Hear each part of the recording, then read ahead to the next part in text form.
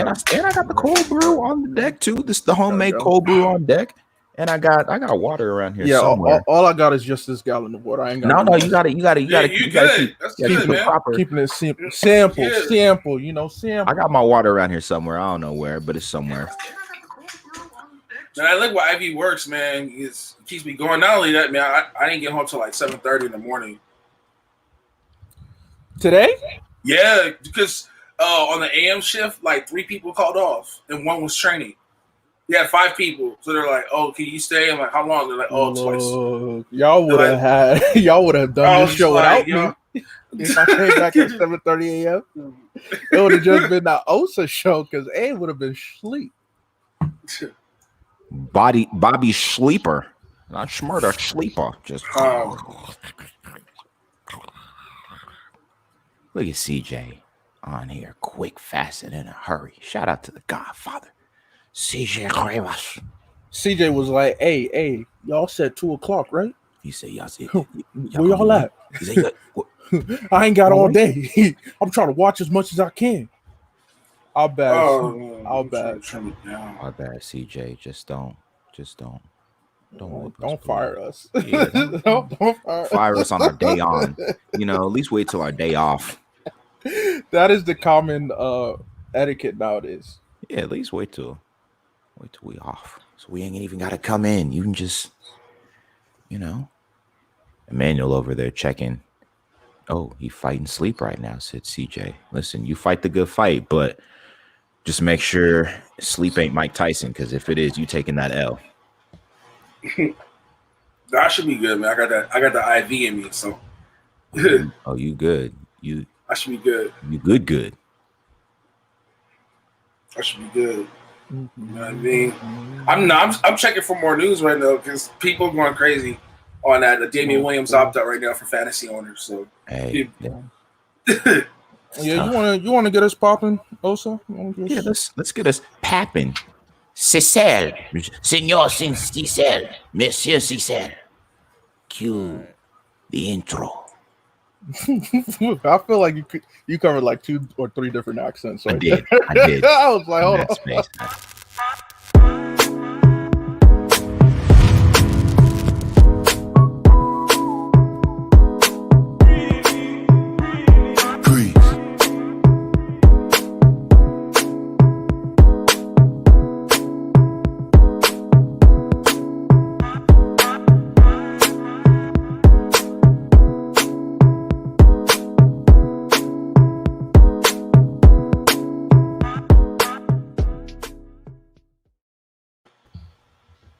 Ladies and gentlemen, I'm just going to say from the outset, this episode is going to be called Green Beans and Wings. Okay?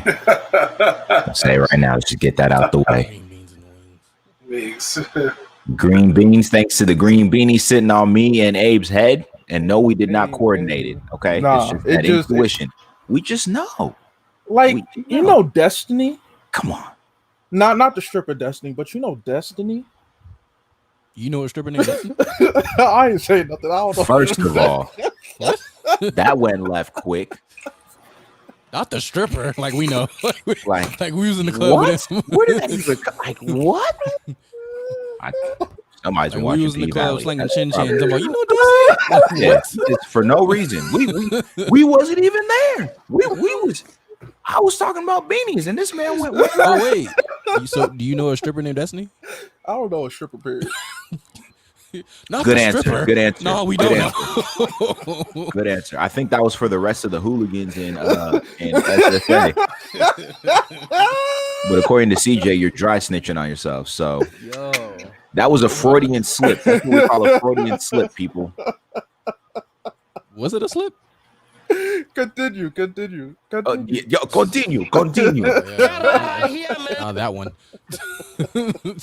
I'll complete what Abe was trying to say. Listen, it was destined for us to both be wearing green beanies today. It was destined for me to wear this Bill Belichick hoodie. It was destined for Abe to wear that baseball shirt in honor of the legend Joe Kelly, who needs to run for president. No. Legend. This is Men of Color. Men of Color. That works too. Okay, the Men of Color. So you repping all the homies today. I respect it. But shout out to Joe Kelly for president, i.e. legend, graduate of UC Riverside. Go Highlanders, go. It was destined for Emmanuel not to be sipping Minute Maid today, but instead to be sipping on a good vitamin C shot. He's trying to keep his energy and his levels up. My man it was destined for Cecil to get a haircut. He thought we didn't see. He tried to be humble. This week. And he was brushing his hair before. You know what's so cold about it? Going for like, you know what's here's the cold part. I said it was destined. I didn't get to him yet, and he just slowly turned the side profile just to let us know. Cecil, you something else. Hey man, I'm working. It's okay. We still love you. But shout out to all of our non-sponsors who were sponsoring us technically. A Dreamer's Ambition. Shout out to the homie Sean Lowry. His name is Sean Lowry. I probably need that beanie in purple and gold. Well, hey, rep. No, he wouldn't. Sean wouldn't do that. Sean, would you do that? No, Sean, I don't think you would. Sean knows it's good for him. He'll do it. Okay. If he knows it's good for him. Give the people what they want. Shout out to Health Aid Kombucha. Okay, sponsoring keeping me healthy. Okay, watermelon flavor, seasonal. Okay, we out here. Shout out to Solo Coffee and Roasters for sponsoring my coffee habit. Okay, shout out to I don't know what brand did your little vitamin C shots, Emmanuel. It's Liquid IV here. I'll shout out to them. Yeah, you the official Liquid IV here. What? Liquid IV, non-GMO, passion fruit. Fruit. Yo, if Mike had that, I'm expecting compensation for all these brands. Sort of compensation. If y'all listening, Health Aid, Solo, they're good peoples though. They're good peoples. They're husband and wife duo. Little home operation. They actually got some great UFC connections. Here we go. Wow. So y'all can lose to Joe Burrow. Here we go. Listen, I think if Lamar Jackson gets some of that Liquid IV, he might beat Joe Burrow. But I tell you this, there's nothing that Lamar Jackson can have in his system to help him beat the man, the legend, Baker Mayfield. Listen, Baker Mayfield, he gonna win the division. He's the number one quarterback in that division. Not Big Ben, not Joe, smoking Joe Burrow. Not Lamar Action Jackson. No, it's Joe. It's not. It is Baker. Joe's number one. Baker, the man Mayfield. Joe Baker, number one. Baker number two. Johnny Lamar Manziel 2.0 Mayfield. Okay. Listen. Emmanuel, where did you go? Big Ben and Lamar are tied low key. They tied for third. It's a tight spot at third. Did you run out Liquid IV? Yeah. You heard us. Lamar and Joe are tied for third, but that number no. Joe is number one. That number Baker is number two. Okay. You're right.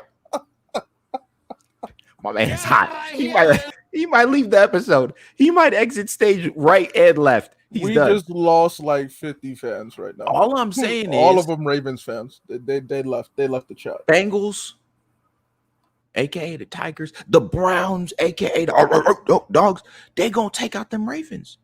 Okay, what do Ravens do? Blasphemy! How dare you talk against the reigning MVP Lamar Jackson, who led the league in touchdown passes first and foremost, one of the top two quarterbacks in rushing. I'm ready for Lamar Jackson. He will. He has 2 years left in his contract. Wait, who is the other in rushing? Say it. It was Josh Allen? You talking about in quarterbacks? Yeah. You said Lamar is one of two quarterbacks. Yeah, him and Josh Allen were top two in rushing touchdowns. Josh Allen's still better. You know what's crazy?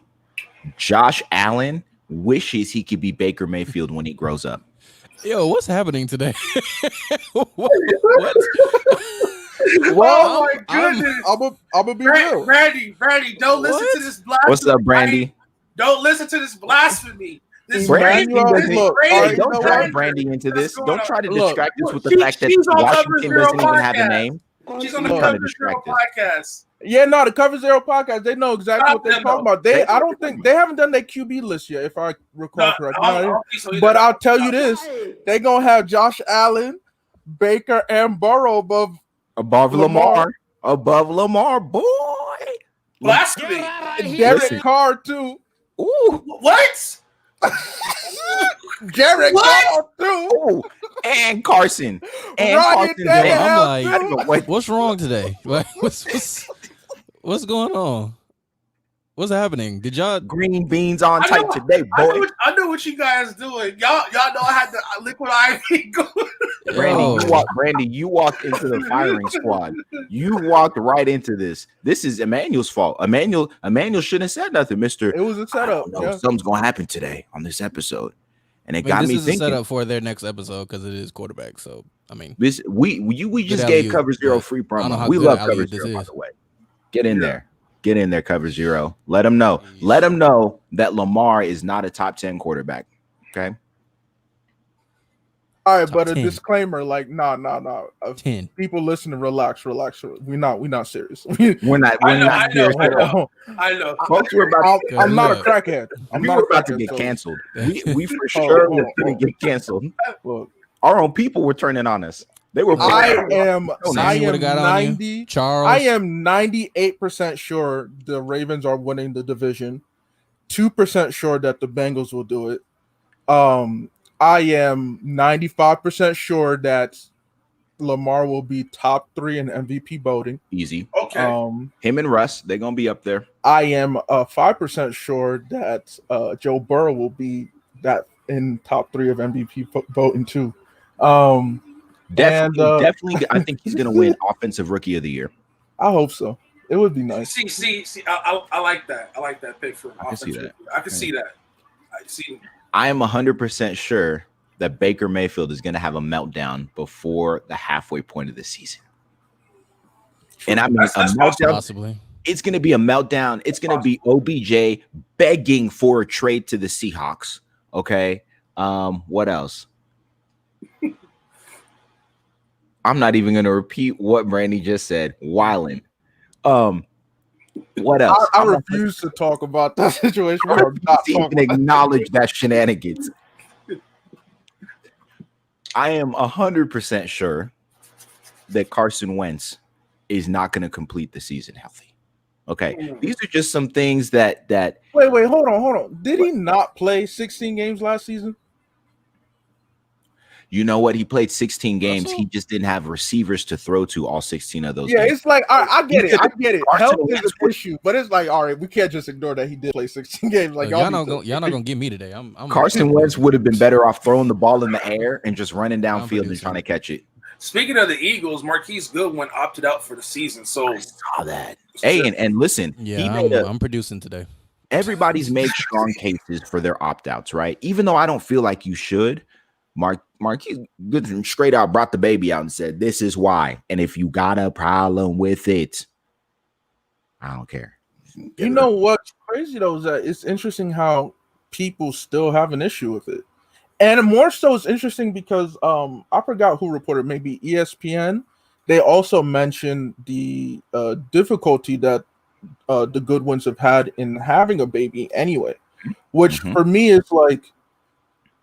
Is not information that needs to be I've heard that it's documented, that is well documented, publicly documented about their struggles. But for me, it's just like, dang, the only reason the media is doing that is for sure clickbait and whatnot, but also because the public demands to know everything and anything about how people move. It's like, yo, by no means am I going to question Marquise Goodwin and be like, hey, bruh. Why you not playing this season? I need a reason. Oh, you got a baby? That's not enough. I need another reason. Oh, y'all had. Oh, okay. All right. I'm gonna fall back now. Like what? And it's crazy that we live in a world to where that has to happen, to where you have to justify. And I even think about this on a personal level sometimes when I like cancel on people or have to move plans around, and I feel guilty to have to like give you the full scoop and details as to what's going on. Like, when did we get to a point where we can't just simply say, "Hey, you know what? I got to cancel. No, we can't. Athletes can't just say, hey, you know what? I'm opting out without people bringing out the firing squad. I mean, the amount of bile, vitriol, and shenanigans that came the way of what is it now? 6 Patriots players who've opted out. Shout out to Patrick Chung, Rancho Cucamonga legend. Hey. But people care about their safety, people caring about their families, and people have the nerve to be upset. These athletes and players care about their safety and their families, but yet people have the nerve to make demands on them as if they owe them an explanation. Who are you? Who are you? Who are you people? Who sitting in your mom's basement or your grandma's basement eating Totino's pizza rolls and over there keyboard warrior? I could have sworn that it was Tostinos. There was an S in there. Is it Tostino? But you know, you know what? The Mandela effect. You know, it's the Mandela effect. The only toast I know is toast and tostones. Okay. I'm pretty sure it was TOST. Now it's TOT. Let me. And I'm like, I'm lying. I wasn't even raised on them things. I wasn't even raised. No, I just saw the commercials and was like, I really want that. But you know, growing up in Nigerian household, what you see on TV stays on TV. What happens is this: I want that. Is there not food in the fridge? Did I not cook rice? I just made jollof yesterday. You don't see jollof, but I had jollof for yesterday and for breakfast. And there's still more. Happy for dinner too. You are ungrateful. And then they see food in the house. Whoever and you want to go outside on the sheet to the rishi to do what? And then she's gonna call your dad and come see your son. Come see your son, idiot. Olodo. Get out. Asking for Tortinos skinny. Tortinos. Cheboyardini. Yes. Are they winning the division though? With all these players out? Say it again. Are they winning the division with all these players out? That's a good question. That's Patriots. A good question. It hurts defensively. I think the road for the Bills just got a lot easier. Mm-hmm. A lot. I mean, the Bills were already. A lot of people, not a lot of people, but you know, they were up there, favored to be in there, but nah. Top 2 definitely easy. Top 2 definitely, but now the road just got a lot clearer for them. Because it's not just like, you know, no shade to Goodwin, but he wasn't going to be the integral guy in that receiving core. Yeah, you know, he was the vet to bring in to help with the young and like a third option at most, not a first or second. Though Alshon was hurt too, so he might have been a second option. But y'all like Hightower, Chung, these are notable vets on this defensive squad. Super Bowl winning. It's like it's not like they've been riding the bench. No, they've been there. They've done that multiple times. These are the guys who are calling the sit out. It's just, man, I mean, I know the Patriots have that next man. When you talk about next man up mentality, they are one of the better teams to epitomize that mentality. I know they got that, but it's gonna hurt. It's definitely like you said, also. It's gonna be easier for the Bills for sure. Easier for the Bills, and if I mean, what's the boy's name? Tua them passed his physical. If Tua can stay healthy, Brian Flores might like to be the apprentice who destroys his master and gets a Belichick. So we'll see. Won't he be the first? I think he would. That's wild. Belichick holds that. You look at let's flip it over to basketball. You look at Popovich and his coaching tree, like they go out and they flourish. Belichick, it's like they cut the cord from Belichick, and Belichick just takes away all their powers and they're just gone. They don't know what to do without Papa Bill. What's up, Matt Patricia? Anyhow, staying with the with the NFL though, training camps have commenced. Okay, they're underway. Do you guys think that we're going to have I don't want to say mistake-free, but kind of a clear ride through the season? Because for comparison, we look at the MLB. We're not even a week into the season. We'll be a week tomorrow. And we already got the Marlins having to postpone a whole week of games. Yeah. But then again, it's Miami. But still, do you think with the NFL that we're going to be able to get through the season with no COVID scares? No weird complications? I personally think that it's interesting because the football is in a unique spot right now. This all happened during the off season, so they didn't have an interruption of major events. They had to adjust how they did the draft, of course, but they've been able to sit back and see how other leagues across the globe have addressed this situation. And so for me, they should be the most prepared. Now it comes down to, as we've seen an increase because the first wave never really uh, finished. It comes down to how that second wave happens in the fall, whether it comes harder or whatnot. But I think football should be the safest in terms of they'll have a good handle on everything. They'll be able to not have any serious flare-ups. I think we'll still see some because at the end of the day, they have a bigger body of people that they're responsible for. So the likelihood does increase, but I think that they'll put in enough precautions and they'll be due diligent to ensure that we don't have anything that really stops us or whatnot. Because like you mentioned with baseball, we are a week in, and the Marlins had 14 players test positive during opening weekend. And the MLB has now suspended them for 1 week. They're basically not playing for 1 week. And it's just like, dang, in a 60-game season, it's like, well, we knew the Marlins weren't going to go anywhere. We knew. Not yet for them. They try to sabotage the Yankees, though, because they were suspended for the next week. Yeah. Okay. Got it. They were, yeah. Yeah. That's rough. That is rough. Side note, since I think we just touched on MLB real quick, Joe Kelly has been suspended for 8 games. Let me set this up. As we all know, the Houston Astros, aka Cheaters McCheat. We all knew coming into the season, folks were going to be beaning and head hunting. Okay, I told y'all, green beans. Joe Kelly went for it last night. Okay, first he threw a little something the way of Lance Bregman.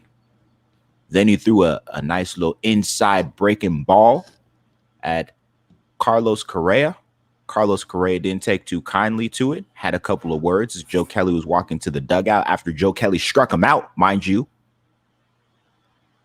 And Joe Kelly, meme of the week so far, gives him the little, "Oh, you gonna cry? Oh, you gonna cry? You gonna cry, baby?" Correa didn't take too kindly to it. Bench is cleared.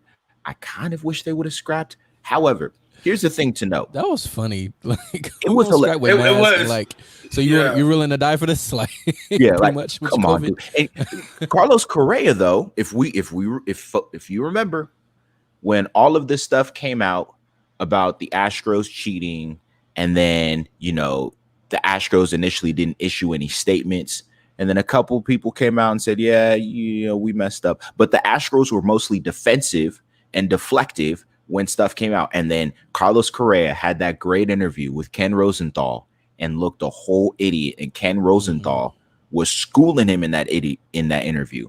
Carlos Correa had the nerve to say, if there's anyone out there, you don't know what you're talking about, you need to shut your mouth.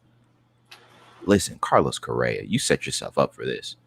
I remember watching that interview thinking to myself, come on, Carlos Correa. Like, folks might have spared you and you maybe would have got beaned every other game. You're about to catch it almost every game now. It's only 60 games, so it's only 60 games. Okay, and more teams make the playoffs this year, so you're catching it. You're catching it. You're catching every fastball. But here's, I think, my irritation with this. Manfred really suspended Joe Kelly 8 games. 8 games. What punishment did the Astros get for what they did? It was so short. We don't even remember at this point. We don't even remember. And the season's even shorter. Like, come on, man. Seriously? So you going to suspend Joe Kelly 8 games? Listen, Joe Kelly, I want you to know the IE stands with you.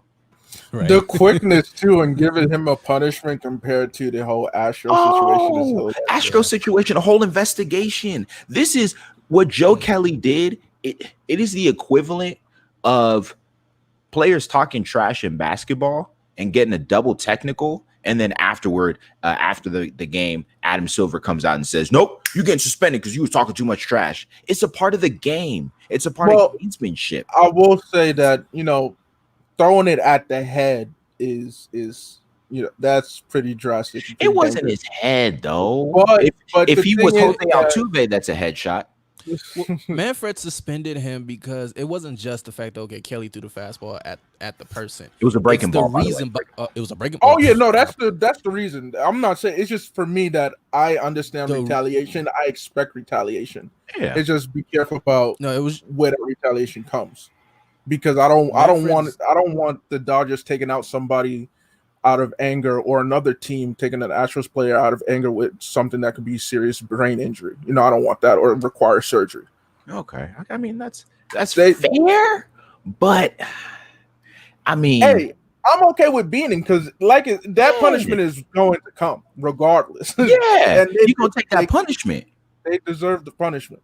It's just I don't want any punishment that's gonna see someone going to the hospital and getting surgery. You feel me?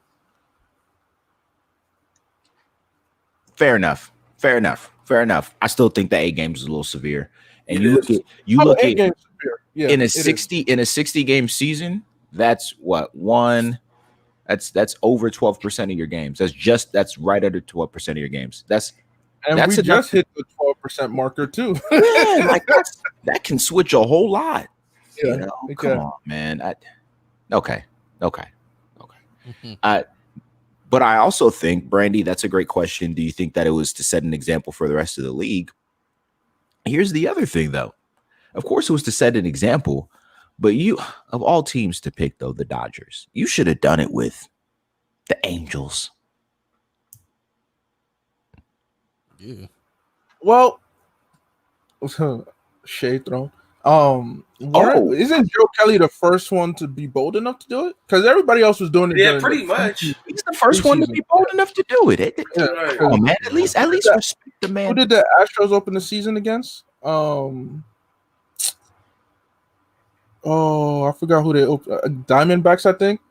No, nobody was willing to risk it. No, it wasn't the Diamondbacks. It wasn't the Diamondbacks. The Diamondbacks opened up against the Padres. Oh my goodness, I forgot. Oof, she coming at you. Oof. Well, I think everybody knows why. Oh yeah, everybody. We all know the pitches. We all know why. At Manfred. I'm the Manfred at the Astros. So I think Manfred, because he knew the reason, it was like, oh no, we got to get you out as soon as possible. Now, if this was just you throwing it, pitch. I mean, the ball hit him for no reason, whatever. Fine, but because everybody named Mama know, everybody got a clapback for the Astros right now. It's just I might as well just spin for 8 games. That's a lot in a 60 game season, but everybody know the agenda. But it was Carlos Correa. Part of me thinks that the teams were like, we're gonna let the Dodgers get first. Take the L. Yeah, let the Dodgers. Well, not even like more of take the L, but the Dodgers. Yeah, let them have first dibs. Yeah, it's their right to. Because again, there was beating during the preseason, during the spring. There sure was. Yeah. There sure was. It was. But now that the season is here, it's like, look, either teams. There's many ways teams can look at it. Either teams are like, hey, we've had our thing, or teams are like, you know what, Dodgers, they earn first dibs, and then after that, we're gonna see a couple of more close calls. Right. And that's why I think that the 8 games is so severe too, is because we're like, yo, for everybody else trying to be like close calls, you willing to risk 8+ games? Because I'm doing 8 for this first one. If I see more, it's going to be 10, 12, 13. And at that point, it's like, look, 8 games, that's 2 series. That is 2 series worth of games. Playoffs. That's cold world. See, that either way, the league is trying to they doing the Dodgers dirty. It don't matter though. Viva los Dodgers. Okay. Hopping back to the NFL for a quick moment, quick moment. Okay. First of all, we've discussed training camps, right? However, the story of the offseason so far, I think by far, besides the Rona, she can go take a seat somewhere, is Patrick Mahomes is epic, all-world contract, right? But Mahomes is already putting his money to good use, okay? The man, as of yesterday, become a part owner of the Kansas City Royals. How did that make y'all feel? Seeing that statement right there. Kansas youngest too. Yeah. Like when I look at the times that we're sitting in with all of the negative press and publicity that's coming and the depending on what side of the aisle, so to speak, that you lean or whatever, there's been a lot of negative stories put out there about Black community, people of color, all of those things. Even athletes, right? We just talked about it a few moments ago. What people were saying about athletes, they owe us an explanation and all of that. No, but for someone like Patrick Mahomes, you sign that contract and you turn around and you do something like get some ownership in a team. Listen, Definitely a folks, money move. that's a money move. And ownership. I'm sure we've talked about it on this program before. Ownership, generational wealth. Generational wealth. Right. You look across the board at all the major sports leagues in America. Who's sitting at the top in the ownership seats? You already know. Mm-hmm. So for someone like Pat Mahomes to be a player, highest paid player, richest contract, whatever, reigning MVP, Super Bowl. MVP. Super Bowl champ. I mean, he should have been the MVP, but it's okay. Yeah. Super Bowl champ. Okay. He has the NFL on lock. Forever. Yeah. Forever. It's the right? name. It's the name. The name. Yeah, of the and then you flip and hop on the Royals channel. Now, mind you, the Royals, are not that far removed from doing some major damage in the league. Like they can still be a contender. What I appreciate about it in this climate as well is he joins a list of athletes who are both athlete and owner, have ownership stake in teams. Run down the list. LeBron James has ownership stake in, makes me sick to say it, the Liverpool Reds over in the British Premier League. James Harden has ownership stake in the Houston Dynamo of the MLS. Russell Wilson has ownership stake in the Sounders. The list goes on. This wealth that folks are amassing, beautiful to see. Take notes. But my question for you guys, like I think I skipped over it earlier, but how did you guys feel seeing that? I think it's just some, like I said, it's a money, and when you have a name, you get to exercise your name. Do you know a lick about the sport? Probably not. Now, Mahomes, I think he knows a little bit of baseball because he did play baseball, I think, when he was younger. His dad was a major leaguer too. Yeah. Yes. But a lot of these players who are purchasing stock and ownership of these teams, it's really to bring more fan base to that organization, number one. And two, nothing will bring, fans quicker than a name on a thing. So Harden with soccer and Durant and LeBron, all these taking ownership, it's money, but at the same time, it's a fan thing. It's a face, name of the face. Like put face to an organization, put face to a name. You're gonna get more stock and more bang for your buck. So I don't expect them to be at the table when it comes to free agency talks or anything like that. But when it comes to bringing money in or the financial part of it, it's huge. Yeah. I think another aspect too is the fact that for these guys, but like we mentioned, generational wealth, but it's a chance to achieve a dream, to change the narrative that, hey, the only professional league owners can be, the old white men who were alive and kicking it in their teens during the civil rights movement, So for me, I think it's trying to achieve that goal, but also shout out to Diamond Talk for dropping an info about the first majority Black owner of a minor league team. Like that's dope. That is dope, and we need more of that. We need more people of color in ownership, rather than just being the ones who take care of the day to day. It's like, how about you sitting in the chair and you tell others to take care of the day to day. I think that Mahomes eventually, and even with people like LeBron, eventually they'll begin to amass more sticks, more options, and the more ownership in these teams, so they can become majority owners and be able to be like, hey, yeah, I will sit at that table for free agency talks. But we're a bit of ways, but this is a great way for Mahomes, like first big, as far as we know, first big financial steps in signing this contract. This is a good place to put some of that money towards. And also what it breaks is the cycle of nepotism in sports team ownership. You look at a lot of these teams, they are handed off from father to son, father to grandson. And so it's become the family business, which is cool, but it just perpetuates that continual cycle where generational wealth is on one side of the melanin spectrum or lack thereof, and those of us who do have it don't have any generational wealth. So it's good to see. Shout out to Pat Mahomes though, also for, like we mentioned earlier, his dad played Major League Baseball, so that's and it gives the opportunity as well for exposure, I think, for minorities and people of color, especially in the Black community, to some of these sports that have traditionally been kind of a rich person's game. Baseball, travel ball, you playing that's a rich person's game. You look at soccer, rich person's game. And the crazy part is, and this is why in the United States, a sport like soccer hasn't popped off the way it could.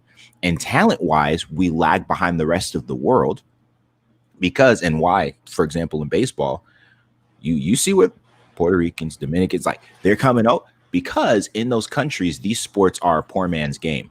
So there's something different when you're in the streets playing soccer with a rock rolled up in socks. Okay, there's a different kind of flair that you develop, and so there's that hunger there.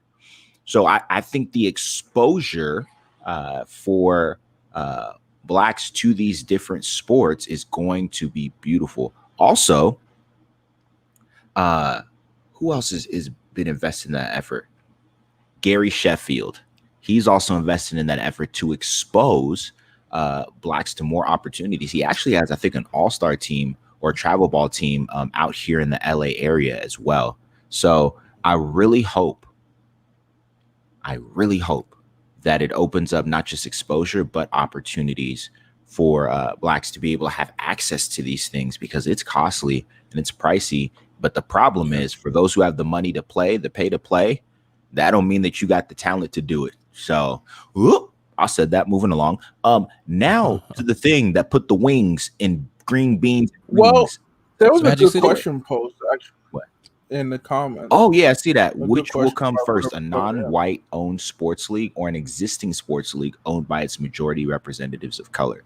Here's what I think will come Second first. one. Actually, We've No. seen the first one yeah, before. we've seen the first one, and I think here's an interesting development to check out and watch for.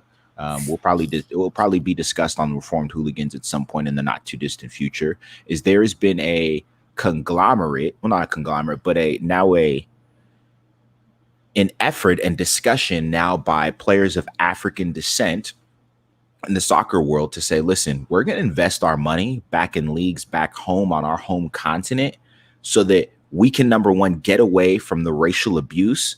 I just read an article today by Divock Origi of Liverpool talking about what he endured as a 12-year-old, racial abuse that he endured in an academy as a 12-year-old. And his dad, because there's a thing in Europe, you're shipping your kids off to these academies, or you're shipping your kid off to an academy somewhere else in the world. And so his dad isn't there to protect him. So he's sitting there taking this abuse. But if you're in your country of origin, that's not happening. So there's an effort now by players to say, let's build up what we have back home so that our players don't have to leave and go to these unhealthy environments in Europe to play just to get better. So I think that's what's going to happen, is we're going to see that. And that, I think, is going to empower a lot of athletes and sports leagues over here to say, we can do the same thing. Like if they can do it, we can do it. Let's get in on this together. I think it's going to be a healthy come up across the board, because you heard it here, first, second, third. Honestly, when I look at a sport like soccer, it's kind of colonization 2.0, because you have, when you look at France, for example, who just won a World Cup. Look, France winning meant that The all African continent won. The African continent won that. When you look at their starting 11, okay? I think it was 9 out of their starting 11 directly from the African continent.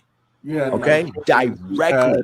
Ivorians. You had Ivorians. You had Ghanaians. You had Yo. those from Look, everywhere. It's one Togo. of those titles that, you know, when a team wins a championship, it makes a fan base happy. It doesn't necessarily unite a people as a whole outside that fan base. But when France won, oh my goodness, it didn't matter what team you was a fan of. you African, When you looked at those last names, you were like, oh yeah, for sure. Bet we in here. It was like, we won, though. We won. We have waited so long. Oh, we Just thank like God how we my won. mom will call, like, it shows when the Queen of England, when Queen Elizabeth is doing an event, my mom would be like, "Yeah, did you watch Mama Elizabeth?" I'm like, "Who? I'm like, she just adopts famous people. She's like, "Oh yeah, that's how we do for success." That's how we do it. They're like, Frenchman, we won. We won. We all won that. Okay. We related to them. Yes. And I think the other thing that will do as well is it will give a greater leaning for players to say, you know what? I think I'm going to play for my native country on the national side. I'm no longer going to choose if I have the option to play for 2 or 3 different countries because of residency or place of birth. I'm no longer going to choose the European country. I'm going to choose my country of birth. And so you'll see for example, Karim Benzema, top 3 striker in the world. Okay. Plays for Real Madrid. Chose to play for France. Okay. But he's from Algeria. Top 3 striker in the world. And you choose to play for Algeria. I mean, you choose to play for France instead of Algeria. It's going to get scary if all the talent goes back to Listen, we talk about Spain, England, Argentina, Brazil being like the powerhouses when it comes to international soccer. Germany, gone. Everybody comes back. Gone. It's just going to be African names. People going to really learn about Africa when that happens. Get them out of here. It's the same thing with over here with the HBCUs and people saying like players should just go play, commit to playing at HBCUs. When that stuff starts happening, it's going to shift the conversation and it might get uncomfortable for some people, but it is a necessary shift that needs to happen. So I'm looking forward to the day. Okay. Oh, boy, looking forward to the day. I can't wait. I can't wait. But yeah, back to shout out to Andre 3 Stacks, man. Back to the wings and green beans and wings. So it's come out. As we've seen in the NBA bubble, I feel like it's almost daily, at least for the first week when scrimmages were starting up, that you'd see a player, they had to leave for emergency family situation, had to leave for a serious personal matter. So Lou Williams of the Clippers leaves. And okay, personal situation. We saw it was in the headlines. And not even 24 hours later. I'm glad that Sean Lowry's on here now because this is your boy. Not even 24 hours later, the Jack Harlow posts on Instagram. Picture of him and Lou Will. Jack Harlow, you got to go. Post a picture of him and Lou Will in a place. They went to go see Destiny. If you don't know who Destiny is, then you have to rewind this episode back to the top. Oh, jeez. Here's the first question. Who's wrong in this situation? Jack Harlow or Lou Will? Harlow. Harlow. He snitched. For sure. Second of all, here's my second question. First of all, you gotta act like you've been there. You can't be exposing other people like that. You don't know what moves they're making. I'm not saying that everybody should be doing shady stuff. I'm just saying there's a certain protocol that needs to be followed. Harlow. What was Jack doing? Like Jack was being silly. He was celebrating his "What's Poppin" remix. He out there getting bands. He got co-signed by. You get Wayne Sports on Center, the track with you. Come on, bro. Sports Center. But here's my thing. You mean to tell me that you are that ignorant, Jack Harlow, that you weren't paying attention to the fact that Lou Will, not even 24 hours ago, said, "Oh, you know what? I got to dip out for personal family issues." And you just gonna post like that? That's the equivalent, dude. That is the equivalent of you telling your teacher, "Oh, I'm sick. I gotta go home. Right? Oh, I don't feel good." And next thing you know, you playing double dutch and hopscotch and some of your friends. You are doing your thing, right? Now you had Six Flags. And Christmas approaches the next day, and your teacher's like, "I thought you were sick." I don't. Like, hey, yo, this you? No, your friend that you ditched with is the one posting the pictures from Six Flags, and you like, come on, man. It's like you knew I had to ditch school because you weren't already at the school bit, and why would you? You don't think? I called you. Like, what are you doing? Come on, man. What are we doing here? I was frustrated. And then here's the next level of it though. This is what got me. Okay. And of course, folks were dragging Lou Will and all of that stuff in the media, whatever. Kendrick Perkins comes out. The trust is broken. Hold on, let me get my best Kendrick Perkins. The trust is broken. The trust is broken. I can't stand Kendrick Perkins, first of all. Every time Kendrick Perkins starts standing for LeBron James, he sounds like that kid. You remember in school when the roast session was flying and the yo mama jokes were flying hot and some kid took it too personally and he felt like he had to start defending his mama? That's how Kendrick Perkins sounds every time he starts standing for LeBron James. So first he makes that little comment and Lou was like, all right, man, like, okay, you keep talking. Then Kendrick Perkins, Mr. Perk, no set, just Perk, decided to keep putting his name on his mouth on the situation. And so what happens? Lou will clap back, and boy, did he clap. He clappeth back. Okay. He told me, said, listen, man, 15 years, 15 whole years. You ain't said nothing. You keep my name out your mouth. Okay. And when I see you, don't be giggling and saying, oh, it's just television. Perk had nothing to say. Perk had nada. Dion, that comment actually just like hurt me. It did, Loki. Like, wow, because that is the worst possible comparison. I would never want to be compared to that person. I would have to fight you if you compared me to DJ Academics. And it's so I think you and Kendrick got to square up now. We're gonna see if he pulls up, but we gonna see you and Kendrick versus Dion coming to you 2020. And people have said Magic City has really good wings. Like Taylor Rooks backed them up on our IG story. It was like, yo, like they do got some good wings. Wait, did she really? She did. She did. No, she did. She posted. Hey, yo, Taylor Rooks. The picture, but she said, like, no lie, Magic City does have good wings, which begs a lot of questions. Like, did you go to see? Never mind. But I mean, that a lot of people do say that strip clubs have bomb food, especially when it comes to the wings. And it's like, oh, okay, you know, I legitimately believe that Lou Will went to stop in for the wings. Yeah. Okay, he's not for the foolery. Like he's never been that dude. Yeah. Here's what set him off. I forgot to mention this comment. Here's what set Lou Will off when it came to Perk. He was okay with Perk saying the trust has been broken, but Perk had the nerve to say it's disturbing.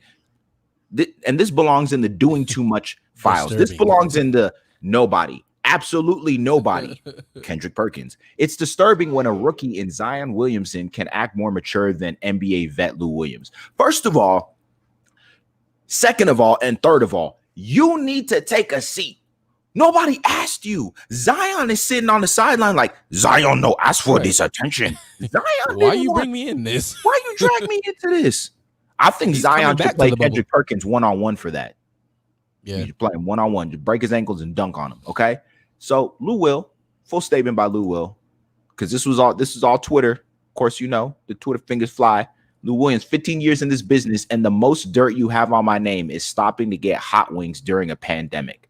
Perk, period. Shut up, period. And stop laughing and saying it's just TV when I run into you.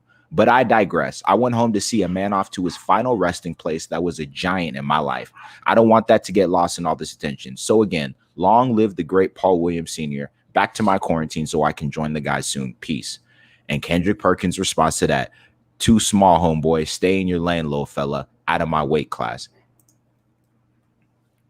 Perk. I don't know who. As soon as he got a blazer, he just thought, I'm here. No, as soon as he got that Disney check, that's what it was. This is true. That ESPN money got him acting. He made this comment. He made a comment on First Take talking about, Magic Johnson congratulated me or affirms me and what I'm doing, so I'm not worried about him and it's all love and blah blah blah. I'm like, Magic Johnson can't even talk. So what are you talking about? Now all of a sudden you feel approved that you do what you do. Like, I have a job to do. Like, yeah, you have a job to do, but that don't mean you fly off at the mouth, because right now what it's looking like, he's the type of dude, like, he looks like a former player that is trying to walk the line still of trying to be an anchor versus still trying not to be in his past life, and like he's walking on that line very horribly. Like he wants to clap back, he wants to do all this stuff that he really wants to do, but now because he has a Disney check coming, it's like you say little stuff that we can see through the blazer, we can see through all this stuff, and it's like, bro, like come on, man, like just do you, like stay over there. You ain't gotta play the part or make these random comments for you to look appealing. Like you and Ryan Hollins look really like dumb. I can't stand Ryan Hollins, by the way. Can't stand him. Who's worse? Here's my thing. Park for sure. Here's Ryan Hollins. Here's the thing. Ryan Hollins, it looks like a big show with him. He looks like he wants to be Stephen A. so bad. The voice inflections. Right. Ryan Hollins, if you don't sit down somewhere, please stop it. Just stop it. Here's my thing about Perk, and this was the best response I saw to this whole situation. Somebody said, Perk telling Lou Will to stay in his lane and in his weight class. But Perk, you a whole 100+ pounds more than KD, and KD had you on national television crying.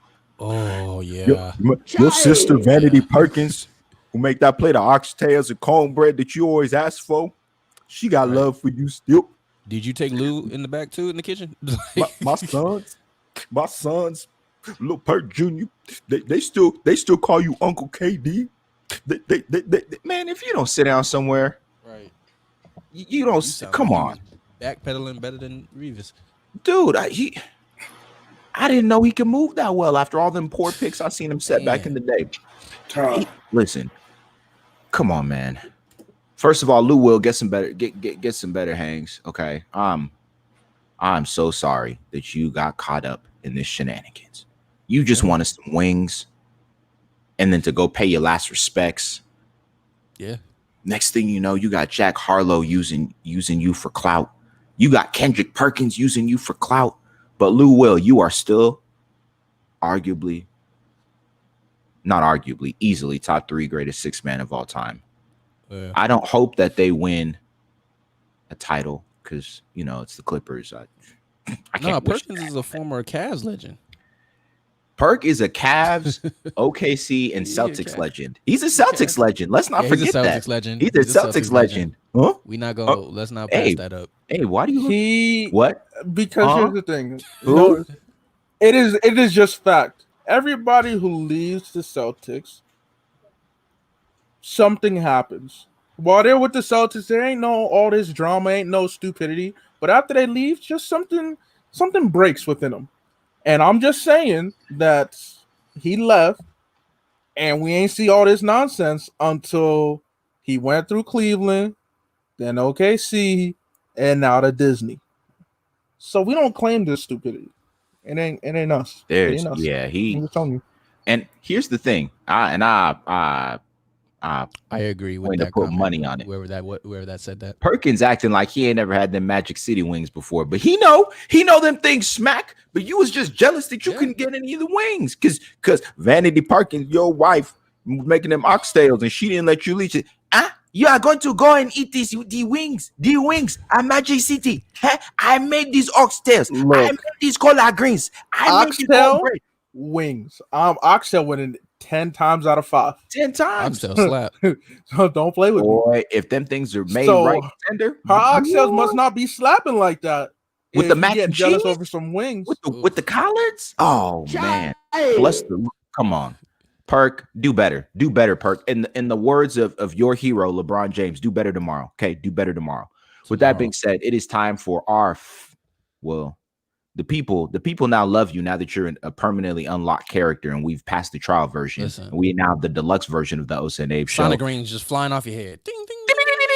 He's almost got all the Chaos Emeralds. It's time for the rumor mill with Emmanuel. Give him the intro. What's poppin'? Brand new whip, just hopped in. I got options. I can pass that it's like Stockton. Just joshing. I'm spending this holiday locked in. My body got rid of them toxins. Sports in the top 10.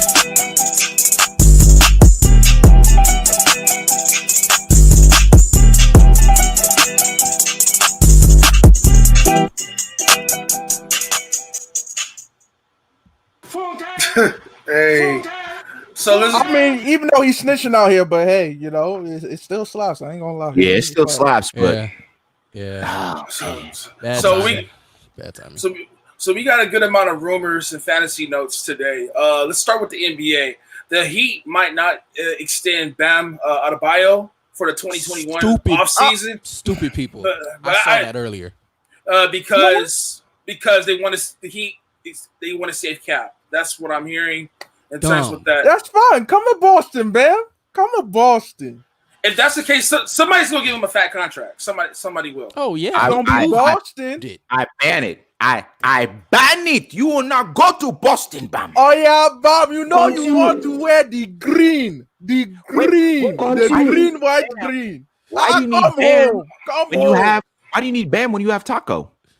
Yeah, man, Taco. We can have both. You can't be selfish. No. I'm bringing all the Africans to Boston. No. Continue. All right, next one. The Hornets have trade interest in Zach LaVine. Also, the Nets do view Zach LaVine as a backup plan if they do not land Bradley Beal. First of all, LaVine over Beal at this point. Who are the Hornets going to trade for Zach LaVine? Then again, it is the Bulls. The Bulls are silly enough to take, and I know folks was talking about this. It's going to be a new regime. They still got Boylan in there. Okay, Jordan go be like, hey. Hey, I give you Terry Rozier.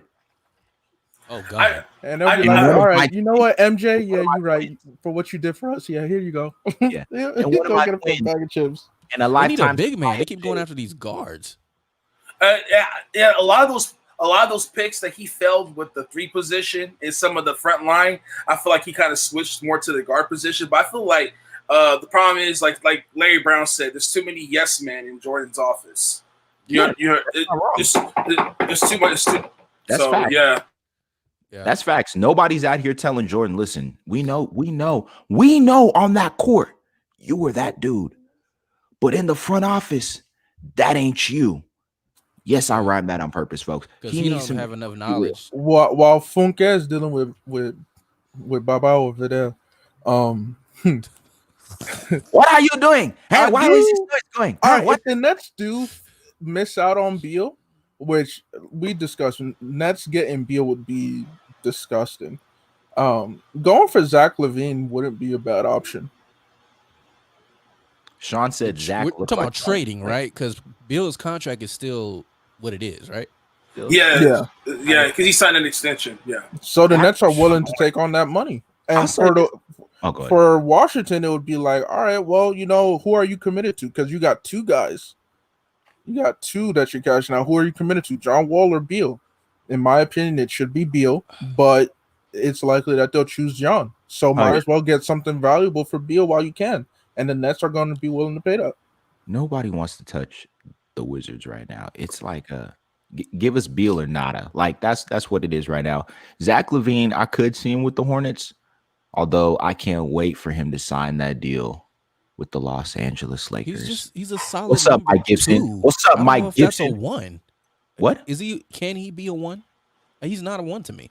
Who? Zach LaVine? Yeah. No, he's a number 1 guy. No, he's a 2 for sure. He's a number 2. You don't need him to be a 1. Yeah, I just feel like people, not us, but people are treating him like he's like the go-to person in the market. I'm like, Zach LaVine will be that dude, though. He'll be a number 1 if defensively he becomes a lockdown dude. Because offensively, he's got all the tools. He has the wingspan for it too. He's improved. He's more than just a leaper now. Like his all-around game on the offensive end of the floor is improved since his, and I think his injuries helped with that. I think it helped him force to round out his game. But I would like to see him. LaVine or Tatum? Oh, Tatum. Tatum's already there. But Tatum ain't better than Pascal Siakam. Okay, go ahead, Emmanuel. Go to the next one. Thank you. Next one, the Cavs will revisit trading Kevin Love this offseason. Man, they talk about who wants that contract. Visitations with Kevin Love and the Cavs and trade demands. It sounds like a single parent situation, divorce family situation. Yeah. Visitations on the weekend. That's what it is. It's like with Kevin Love and trade rumors. I'm tired of them yanking people's chain. Just trade him. Stop playing with this man's heart and emotions. Just trade him. Stop playing with our heart and emotions. Trade the man to the Blazers already. We know it's what needs to happen. Okay, Just we wants know to be happy. Yeah, send him back home to Oregon. Okay, oregano. Okay. Yep. All right, let's go That's more more into. bigs over there though. Let's go to the NFL. The Chargers, well, obviously they signed Bosa to an extension. Now they're going to be focusing more on Keenan Allen, giving him an extension.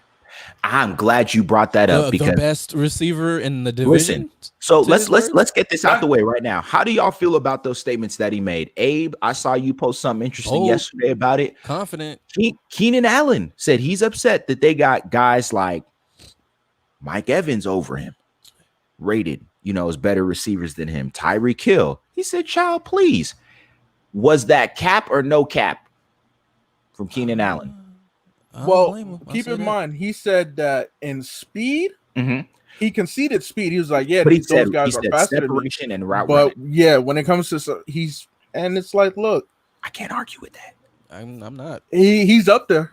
He's cap. Up there. It's no cap. And you gotta realize that the players that he's being compared to, because ultimately it came down to Evans versus Allen, because Evans responded. I'm taking Allen over Evans all day because Allen has the better hands by far. Yes, that's true. You look at the catch rate of both players. Evans has only had one season where he had a catch rate of 60+%. Allen has yet to have a season where he has a catch rate below 60%. So who got the better hands? Here's Allen. The thing and about Allen, though. Allen. And Allen did frame it. He didn't just say, "Oh, I'm out here the better receiver than y'all across the board." He framed his argument, and I think that's what people miss. Listen, in this day and age that we live in, where everybody wants to argue. Okay, listen, folks. Two rules to live by in this social media world and where you want to argue about everything and anything. Number one, consider the source. When something comes out and something goes viral, consider the source. And I said that intentionally. I use all those words intentionally. Consider the source. Second thing is this: read everything. Read it. Don't just read the clickbait highlights and headlines. Read for full context, because when you can't pronounce it, ask. Yes, when you take the text out of context, you are left with a con, and a lot of y'all are giving out con arguments. Okay, Daniel is on here. Daniel is a lawyer. Daniel, I'm telling the truth right here. Okay, so Keenan Allen framed his discussion. Okay, he framed it well. Separation and route running. He's got Evans beat. Now, will Tom Brady get in Evans' derriere this season and maybe try to turn him into something better? I don't know. I'm afraid of Tom Brady, even though Tom Brady old enough to maybe be my daddy if he was a teenage father. Yeah. I'm afraid of Tom Brady yelling in my face. Okay, I don't want to yell expose in my face. Evans. To be fair, because Daniel brought up the Winston situation, Evans still has more touchdowns than Allen. Mm-hmm. Yeah, and that is because, to me, Evans is the home run threat. He's in the same tier as you would put Hill. And in terms of like, you want a receiver who's going to just go deep and get you TDs, Tyreek Hill, Mike Evans, that's definitely what they are. Allen is more of like, look, I need possession. I need someone who can get the ball, who can get me yards. That's what Allen is. And I would still take Allen over Evans. By no means is Evans not talented. I just think Allen is better. When they're healthy, when he's healthy on his when he's healthy, he's that dude. He's that dude, and like you said, he knows his bones. Like I think that's why you framed it. That's why you framed it. And Evans, like you said, he's the home run threat. For all of the talk about Jameis Winston having a 30-30 season, okay, the man still put up numbers. Who do y'all think he was throwing to? Casper the Friendly Ghost? No, Evans was in there. Okay, so don't disrespect it. Don't disrespect it. What else you got for us, Emmanuel? Bradley. Oh, the update on Jadeveon Clowney. Real quick. Keenan Allen has only missed 3 games in the last 3 seasons, so health is no longer an issue. Only missed 3 games. Okay, and then previous to that, he had 2 freak injuries at the end of the season. Those were freak injuries. So and those 2 years he only played a total of, I think, 8 games because of those 2 serious injuries. But the last 3 years, missing 3 games, right? That's pretty healthy to me. Talk about it. Jadeveon Clowney. So Jadeveon Clowney, he talked to recently traded Bradley McDougald, and they FaceTime each other, and now Clowney's campaigning to go to the Jets. Should have gone back to the Seahawks. They just signed him wants to go to the Jets. He going to the Jets? Jets, Jets. Wait, he willingly wants to go to the Jets? Yeah, he's basically telling him, hey, come sign me. So we've said it before on this program. Normally during this segment, that especially when we have a guest, that you, Emmanuel, might have to be drug tested. Jadeveon Clowney for sure needs to be drug tested. Wait, hold on. And this is the probably part. And this is where he's contradicting himself. He said that he's willing to take a 1-year deal for a contender. Why are you considering the Jets? Because I'm gonna get in the shade room mindset. He's boys with Le'Veon, and Le'Veon scrapping with Jamal, so he ain't trying to choose sides. So he's going to New York to ball with Le'Veon. That's what I think. You know, that better be the only reason. That gotta be the reason. He's like, yo, Le'Veon, my boy, and him, and you know what? I can't be with the ops. I can't. So let me go over to Le'Veon. You know, Le'Veon said, so there's no other offers he has on the table right now. 1-year offer to a contender, and you went to the Jets. You sound I already silly. gave you the reason. I don't want to hear it, man. Le'Veon is his homie. He loyal. Le'Veon needs to go on ahead and go back to the Steelers. That's the only way, the hope that the Steelers have to win that division, because Joe Burrow and Baker Mayfield is giving that division problems. Okay, continue, Emmanuel. Okay. Let's go to fantasy news and notes. DK Metcalf, he's been talking about expanding his route tree. And a lot of people according to his ADP, he's like around a mid-5th or 6th round player in fantasy Blasphemy, drafts. he should be higher. I don't know about that. I don't know. He's to me, he's more boomer bust. He is a breakout guy, but I think the 6th round is properly ranked for his ADP. I think if you consider him going in the 5th round, I think it's kind of like, you know, it could be overvalued at the 5th round. I think this would be the breakout year from looking at him in his offseason, what he's been doing.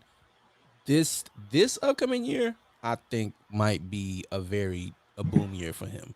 We'll see how many receivers they got on the depth chart, though. Yeah, but the thing about wide receivers is usually, if you look at their 3rd year, I believe they have over a 60% chance to break out on the 3rd year. DK's in his 2nd year, and he's starting to expand his route tree. I expect even a bigger year the following year. I do believe he'll make some strides this year, but I see him more as a boomer bust guy in terms of matchups. It doesn't mean I will take him early, but 6th round I think is the perfect value for him. Anything earlier, I had DK and Lockett on one fantasy team last season. It was nice. Ooh, that's nasty. Yeah, it was nice. I think and keep in mind, Lockett is going to be healthy coming into the season, so he wasn't healthy last year. So yeah. Daniel said, hold on. Daniel said, going off of ADP, I'd take DK before I take Keenan Allen. That's fair. Because here's the reason why. You don't know who's going to be the starting quarterback. Is Tyrod Taylor going to be the starter? That ain't got nothing to do with skill, boy. That is purely quarterback situation. But I ain't definitely not no Chargers quarterback. Well, that could affect, Allen's, volume of receptions. People hyping up. Absolutely. There is someone in the group who believes Daniel was trying to be spicy with that one. That ain't spicy. That's fair. Common sense. There is someone in the group who believes the Chargers are the best team in the league, and we're all going to find that truth out this upcoming season. That revelation is going to come. Who said that? I'm not going to name names, but there was someone. What? He's not the only one I've seen. I've been seeing lately a lot of people saying Chargers slept on. I'm like, what is going on? Phillip Rivers leaves, and all of a sudden y'all slept on? What? Mr. Consistency himself could even take you to the promised land. Now you have some unknown coming in, y'all. I don't know what's going on. Sean Merriman is mad right now. Melvin Gordon's gone. Keenan Allen is getting older. All of a sudden, he started out so good for you, Abe. It started out so good for you. We were celebrating the first episode of this podcast. LSU Tigers doing their thing. It was a great time. And here we are in July discussing whether or not the Chargers are actually going to be the most slept on team in the league this year. What is this year? Antonio Gates is rolling his eyes. Dan Fouts. Vincent rolling. Jackson is looking It's like rolling. what? I'm so Like, confused. huh? Oh god. Relax, Pico. Relax. Relax, please. Emmanuel's liquid IV's wearing off, so Emmanuel, continue. You're on mute, bro. You're on mute, bruh. My bad. The last one. Was it with yeah. Damian Williams will sit out the 2020 season. This is big fantasy news because Clyde Edwards-Helaire right now, from what I'm hearing, I just got a couple tweets just recently. They're saying he's a RB6, meaning he'll be drafted more likely in the first round. They're saying behind Alvin Kamara and ahead of Derrick Henry, in between there, which in a way I do agree with it. Because Derrick Henry is due for regression. Alvin Kamara's touchdown upside is actually more higher. So I think RB6 is the proper rank for CAH. So if you're doing best ball leagues right now he's at the mid third round or early third round, take him ASAP before the Yahoo or ESPN adjusts their rankings. Take CAH right now. Collect and go. His just talent collect it. in that offense. Look, man. I mean, the only time someone should be hesitant about that offense is like, I don't know which one of them is going to go off. That's the only reason, because any one of them can go off. At least two can go off per game. But it's Helaire, he's going ball. I'm excited for him. I'm really excited to see him on that next level. And it's what a perfect situation to fall into. You just How like that's college cheat champion, code, bro. That's you're a college champion running back, and now you're going to the defending Super Bowl champions that haven't regressed. Yo, I heard Jamal Charles is coming. What a great 2 years! What a great 2 years of his career. This is gonna be a great 2 years. A great way to end your college career. A great way to start your professional career. That's exciting. What Daniel said, that is a possibility. He could be the fourth running back off the board because really think about it. Kamara is touchdown dependent. You know what I'm saying? Derrick Henry's due for regression. Dalvin Cook is injury prone. So you basically have three running backs that are true workhorses. You have Christian McCaffrey, Saquon Barkley, and Ezekiel Elliott.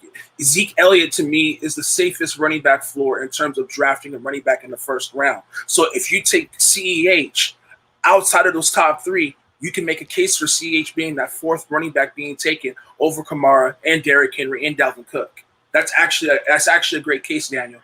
I definitely see a first round where CMC and Zeke are taken in the first round. I definitely could see that happening a lot. I want to know. Yeah, I can see Helaire getting drafted super high. I want to know where Emmitt Smith fits in all of that. Continue. That's it, you guys. That's it. Okay. We out of here, folks. This is that's a wrap, Jack. As we conclude this episode, I feel inspired, I think, to share something kind with you guys. No, I think just a note of encouragement to everybody listening in these times that we're living in. Please do yourself a favor and take time for some real self-care instead of self-medication, okay? Self-medication will have you trying to numb your way through everything going on. And that includes sports. You can use sports as a form of self-medication, folks. But honestly, take some time for self-care. Disconnect from everything, okay? I can tell you right now, between me, Abe, Cecil, we at least take one day out the week to disconnect from everything, okay? All chats are muted. Everything, just to disconnect and just breathe and I become a whole ghost. A whole ghost. Don't hear from me. Listen, Casper got Not nothing on you, okay? So, folks, take some time for some real self-care, honestly. It'll do you right. I was just texting in a group text today. Told some folks on my team from work. I said, listen, y'all, do yourself a favor. Go ahead. Just take 10 minutes. Cut on your favorite song. Dance like ain't nobody looking. And sing like you about to win a Grammy. Okay? Because these times it's easy to get bogged down in what we're seeing and all the negativity that we see and forget that life is still good. Okay. So take some time, folks, for self-care over self-medication. With that being said, concludes another episode of the OSNA podcast presented to you by SSAW in conjunction with the Craft Factory. All right. I'm one of your hosts, your boy, Osa. Somewhere else on here.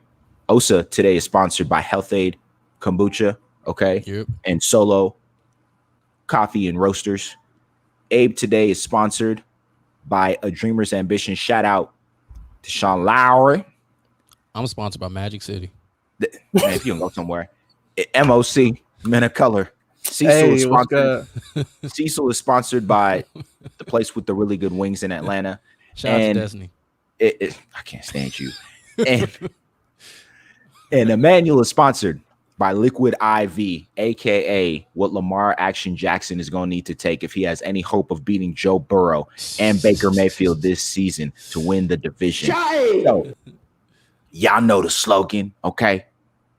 One thing, 2 words, get it in your brain. All night. Night. Yeah. Get out of here, man.